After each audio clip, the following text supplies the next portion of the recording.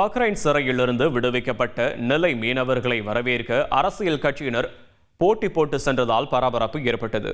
திருநெல்வேலி மாவட்டம் இடிந்தகரை பகுதியைச் சேர்ந்த 28 மீனவர்கள் ஈரான் நாட்டில் மீன்பிடித்துக் கொண்டிருந்த போது பஹ்ரைன் கடலோர காவல் படையினரால் கைது செய்யப்பட்டு 6 மாதம் சிறை தண்டனை விதிக்கப்பட்டது.